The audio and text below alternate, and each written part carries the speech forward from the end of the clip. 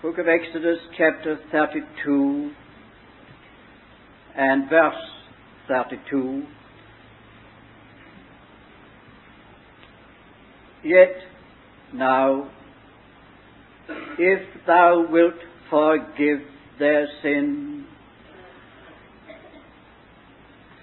and if not, blot me, I pray thee, out of thy book which thou hast written. And in the letter to the Romans, chapter 9 and verse 3, for I could wish that I myself were anathema from Christ for my brethren's sake, my kinsmen, according to the flesh.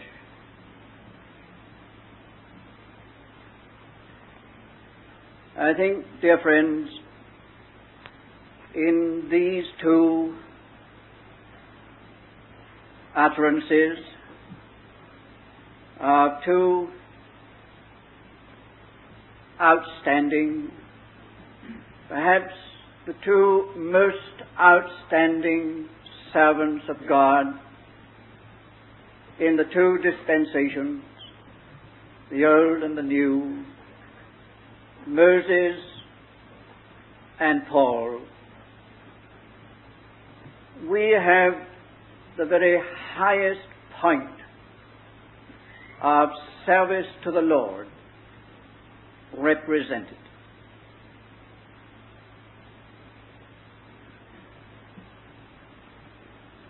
We are all concerned with this matter of being of service to the Lord.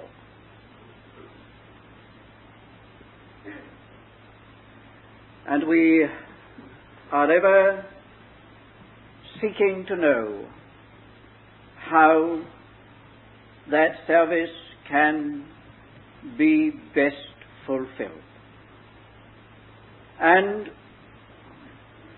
how we may rise to the highest possible level of service to Him. And I repeat that this statement, this prayer by Moses, and if you look at the margin of Paul's words, you will see that that also was a prayer. The word wish is really prayer or pray. I could pray. These two prayers of these two outstanding servants of God do represent the highest degree of service to the Lord. And that because there is nothing beyond these statements, nothing whatever beyond them in the matter of selflessness. You can't go beyond this. Blot me out of the book which thou hast written. Accursed from Christ. There is no degree beyond that. The utterness of selflessness is in those prayers. They represent a greater concern for the people of God than not only personal blessing or personal vindication or position or reputation, but life itself. It is only another way in which these men were saying, well, my life begins and it ends with the people of God. I have nothing beyond that. And if they should lose or suffer, and I in any way could have prevented it, then I've missed the whole purpose of life and the very purpose of my own salvation. That is the sum and the end of everything. What a devotion. What a devotion. That is service.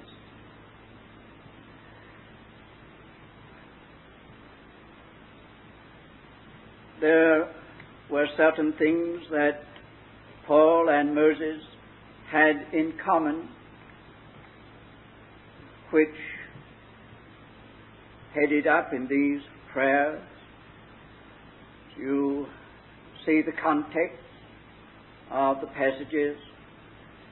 You see the sin of the Lord's people.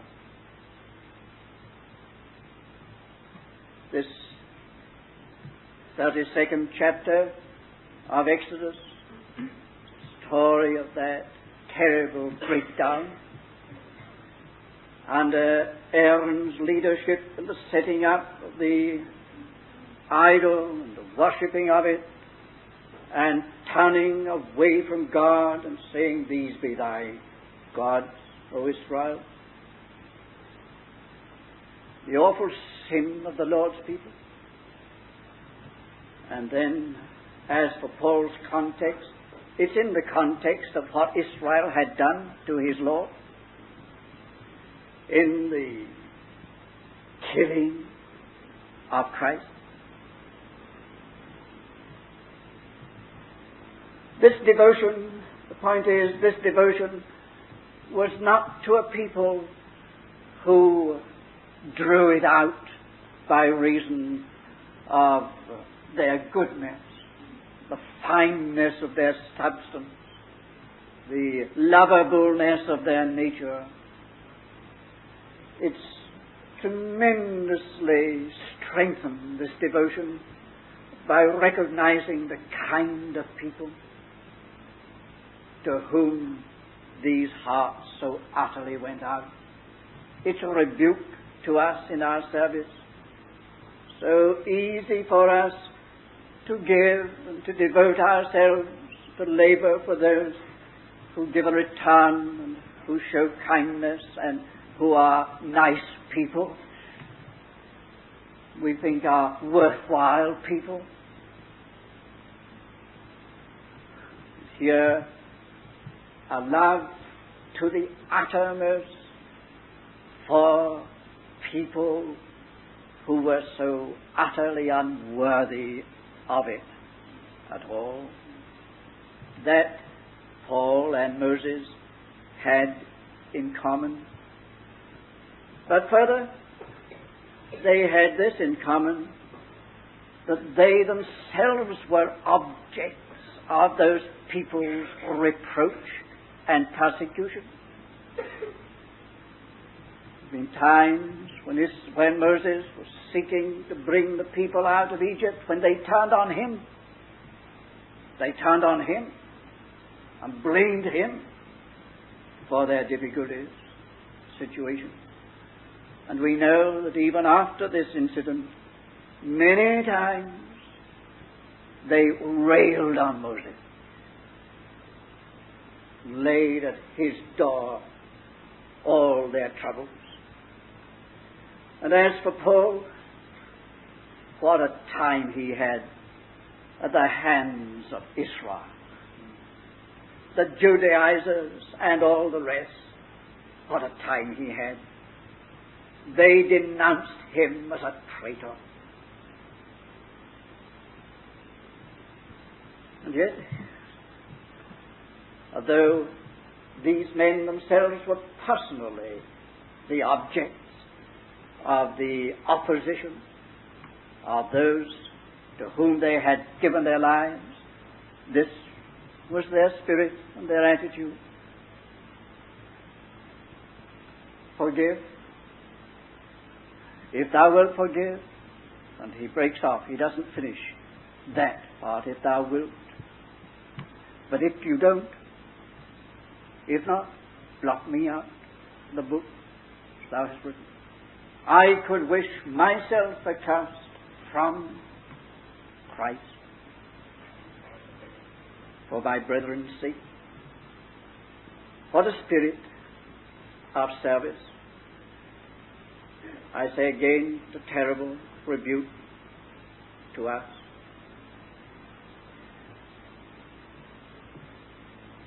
Here are these men exemplifying the Spirit of Christ. That's the point.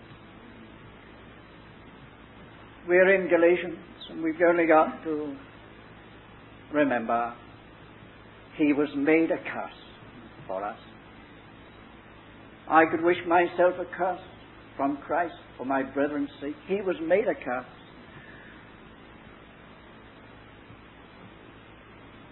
He carried the spirit of service all that way to being cut off from God for that eternal moment when the Father hid his face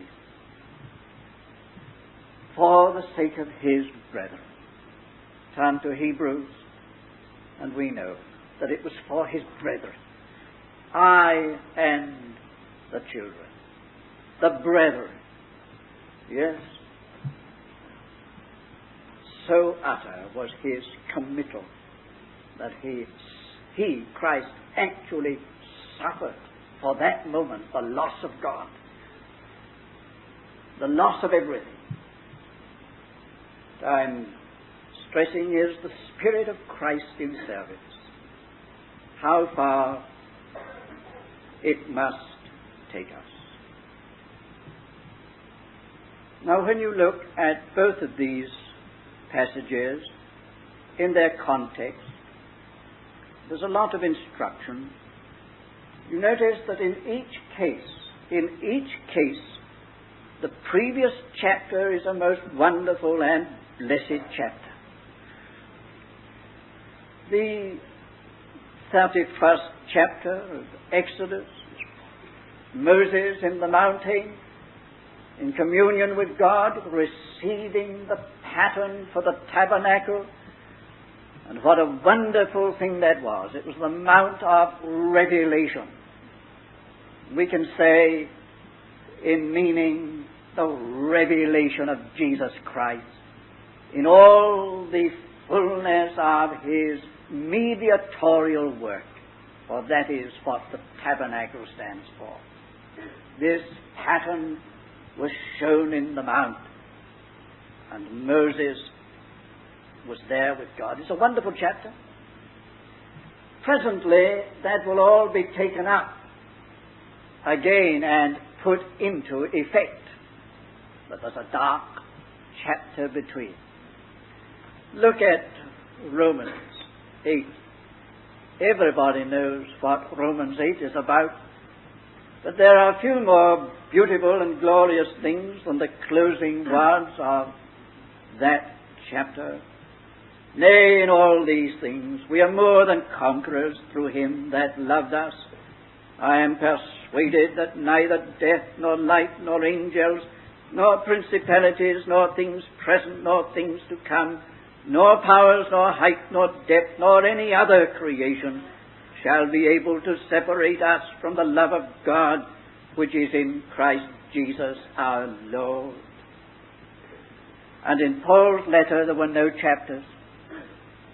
It ran straight on into what is in our arrangement chapter 9. A wonderful chapter is chapter 8. We lifted into the heights of the marvel of divine love. Presently, that'll all be taken up, and Get to chapter 12. Everybody knows chapter 12 and onward. The thing now is coming into effect. But again, in between, the dark chapter. The dark chapter. Here is that to which we are called. The service of the house of God, the service of the revelation of Jesus Christ, the service of the love of God, all to be brought into concrete form in the Lord's people. But between the revelation and the realization, there's a terrible battle. In every case, in these cases, and it's always so, there's a terrible battle between. There's always this that we have in chapter 32, the breaking in of the enemy to spoil everything. The outbreaking of the flesh in men.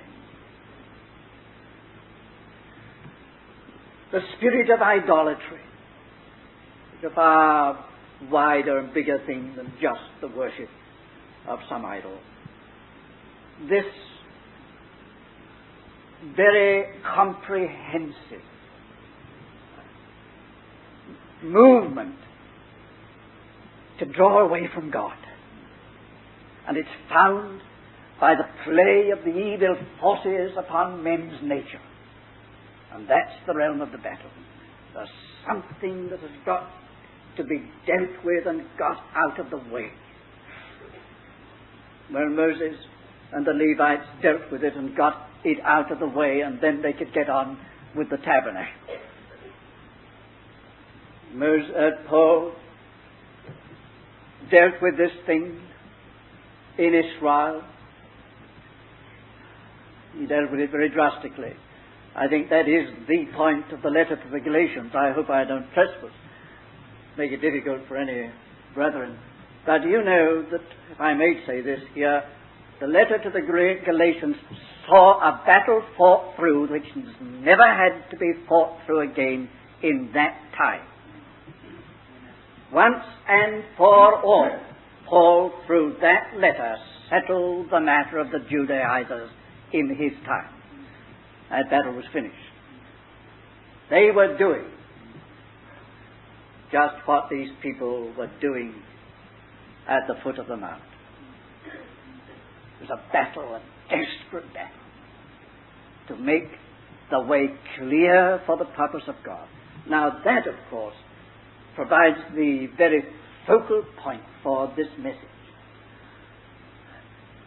Devotion, utter devotion to God's purpose concerning His people is going to make the uttermost demand upon any servant of God. It's going to test and find out our spirit of service.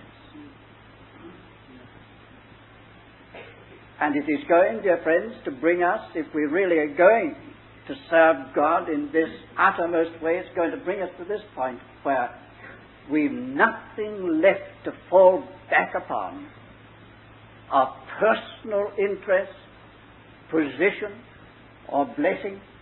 It's simply a matter of God and God only. And if God doesn't do it, we're finished. We've nothing to live for. We've nothing to live for. We've no alternative. We've no second line. We are in this matter of the Lord's purpose and interest to the very last drop of our blood. And if not, then there's nothing more for us. The purpose of God in His people will demand that. We shall find that. Sooner or later, it's no use.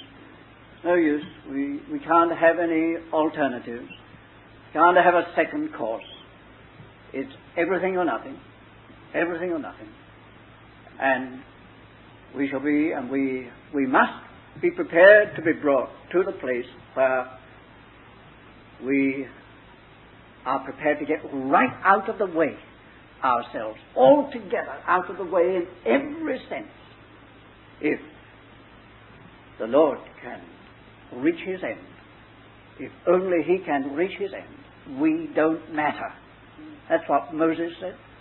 I don't matter. My salvation doesn't matter. My life doesn't matter. Paul said the same. What matters is that the Lord has his end in his people. And if that is not reached, then I don't know what I'm alive for. I don't know what I've been saved for.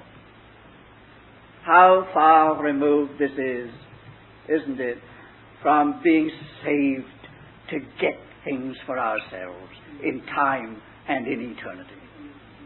To get heaven and to get blessing and all manner of things. These are the things offered if only we will be saved. But we find that we are saved to be brought into the great purpose of God as his servants. And it's no use complaining. No use complaining. No use saying, well, this is too costly, or this is costly, or this is hard work, and so on. It's no use. We're committed to death for this thing. We are just committed unto death. Now the Lord said that right at the beginning. He that saveth his life shall lose it. He that loseth his life for my sake shall find it. It's a life matter. Saving or losing what? Blessing? No, your life. No less an issue than that.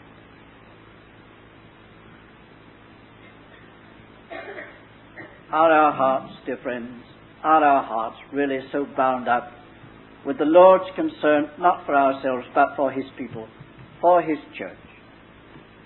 So bound up with that we have nothing else for which to live. That is our horizon. That is our beginning and our end.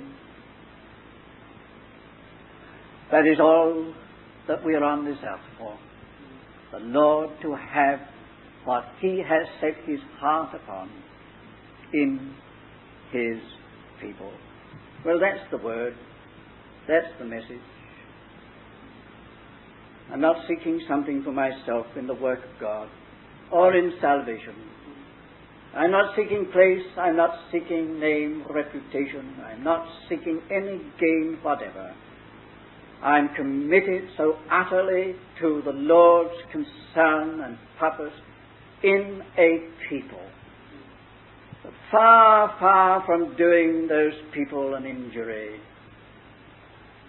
hurting the Lord's people, and oh, there are a lot of Christians hurting the Lord's people, doing a lot of hurt to the Lord's people and to the Lord's interests in his people.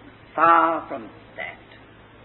We would rather die than that the Lord should lose anything in his people. That's the spirit of these words and these sermons. And that's the message, just that. A call to service, to recognize what that service is. It is the service of Christ, and the service of Christ was obedient unto death, yea, the death of the cross. Now,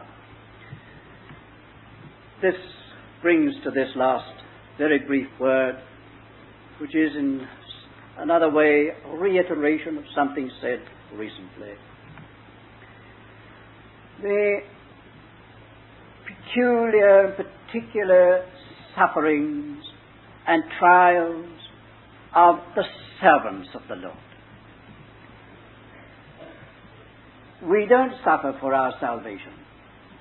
We pay no price whatever for our redemption. That is all free, and we have it without money, without price.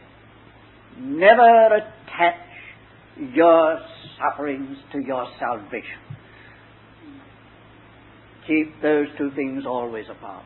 But you need not be told that when you are saved, you enter upon a life of difficulties and adversities and trials and afflictions and sufferings. Why? Because you have been called not just to salvation, you've been called to service. Been called to service. And the servant of the Lord, or servanthood, necessitates these fiery ordeals in which the dross of self-interest is removed. That is the effect of our adversities and our sufferings, if they have their right effect, to just completely deal with this whole matter of personal motives, selfish interests, and ourselves as featuring in the work of God. The fire deals with the dross of selfhood, which is always the menace to service. Look at the Lord Jesus, the master servant, the great servant. One thing that is clearer than anything else, more outstanding in him, is being yet what he was, the eternal Son of God incarnate, could lay aside his robe, gird himself with a towel, take a basin of water and wash disciples' feet. There's the picture of the servant, utterly emptied of all selfhood, reputation, self-importance, prestige, standing, dignity, and everything else. It's gone. It's the spirit of service. I came not to be ministered unto, but to minister. Came to give his life. That is the spirit of it. And it carries us all the way. We have nothing left of ourselves in this service. But I was saying the explanation of our trials and sufferings and discipline is just this, to make us better servants, make us true servants. What Moses had in that way, till it was possible for it to be said, now the man Moses was the meekest of all men upon the earth. And therefore Moses stands a giant over the whole of the Old Testament with one word, one title, Moses the servant of God. And we need not indicate Paul, servant of Jesus Christ. If ever there was a servant in this dispensation, he was. But look at this man. I could pray myself to be accursed from Christ for my brethren's sake. That's the spirit of service the Lord inculcated there.